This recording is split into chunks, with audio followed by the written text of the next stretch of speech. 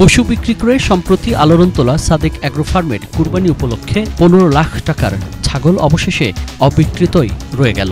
যদিও সাদেক অ্যাগ্রোর পক্ষ থেকে জানা যায় ছাগলটি বিক্রি হয়েছিল 12 লাখ টাকায়, সেই সাথে 1 লাখ টাকা বুকিং মানিও দিয়েছিল সেই ক্রেতা। এর পরপরই বাধে বিপত্তি। ইফাদ নামে অল্প বয়সের এক তরুণকে 12 লাখ টাকায় ছাগলটি কেনার একটি ভিডিও ভাইরাল হয় সোশ্যাল মিডিয়ায়। সেখানে ইফাদকে বলতে শোনা যায় 11 তারিখে ধানমন্ডিতে ডেলিভারি দেওয়ার কথা। এর পরপরই সোশ্যাল মিডিয়ায় আলোচনার ঝড় ওঠে ইফাদ ও তার পরিবারের পরিচয় নিয়ে। বেরিয়ে আসে এনবিআরের সদস্যের ছেলে ইফাদ। সেই আলোচনা ছড়িয়ে পড়লে ভাইরাল ছাগলটি আর নিতে আসেনি ইফাদ, থেকে যায় অবিক্রিতই। সাদেক অ্যাগ্রোতে গিয়ে দেখা যায় ছাগলটি এখনো তাদের খামারেই রয়েছে। ঈদের 2 দিন পার হলেও সেই ছাগলটি এখনো নিতে আসেনি কেউই। ছাগলটা মনে করেন তো আমরা তো পালতেছি এখন মনে করেন এক কাস্টমার আসে মনে করেন যে 15 লাখ টাকা দাম চাইছে, এক কাস্টমার আসে 12 লাখ টাকা দিয়ে কিনছে।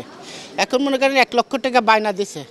আর মনে করেন কোরবানির সময় তো তার লিয়ার কথা ছিল। এখন মনে করেন যে আমরা 12 তারিখ থেকে তাদের ফোন দিই, তাদের আর ফোন টোন ধরে না কো।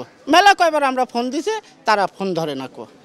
এখন ছাগল আমাদের কাছেই আছে। প্রতিষ্ঠানটির কর্ণধার ইমরান হোসেনও মুঠোফোনে জানান, ছাগলটি 12 লাখ টাকায় কিনে 1 লাখ টাকা বুকিং মানি দিয়ে 11 তারিখে ডেলিভারি নেওয়ার কথা থাকলেও সেই ক্রেতা আর ফোন ধরেননি। 1 লাখ টাকা অ্যাডভান্স দিছিল, ফোন ধরতেছে না। 12 তারিখ থেকে তো আমরা লাগাতার ফোন দিচ্ছি, এখনো ফোন ধরতেই না। যোগাযোগ ওদের পক্ষে করা দূরে থাকে, আমরাই তো মানে হাজার বার ট্রাই করে পাচ্ছি না। বলেন কারবার যোগাযোগ করেও তাকে আর পাওয়াই যায়নি। তবে সেই ছেলেটির বাবা আসলে এনবিআর এর সদস্য কিনা বিষয়টি নিশ্চিত নন তিনি।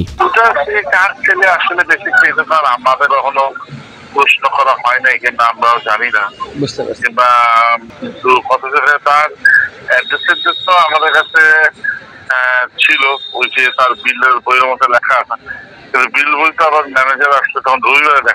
এই বছর কুরবানি উপলক্ষে 1775টি গরু এবং 1200টি ছাগল বিক্রি করেন বলে জানা যায়। এর মধ্যে একটি গরু বিক্রি হয় কোটি টাকায়, যা নেওয়া হবে আগামী বছর। আর এই ছাগলটি বিক্রি করা হয়েছিল 12 লাখ টাকায়। সুজন মাহমুদ, বাংলা ভিশন, ঢাকা।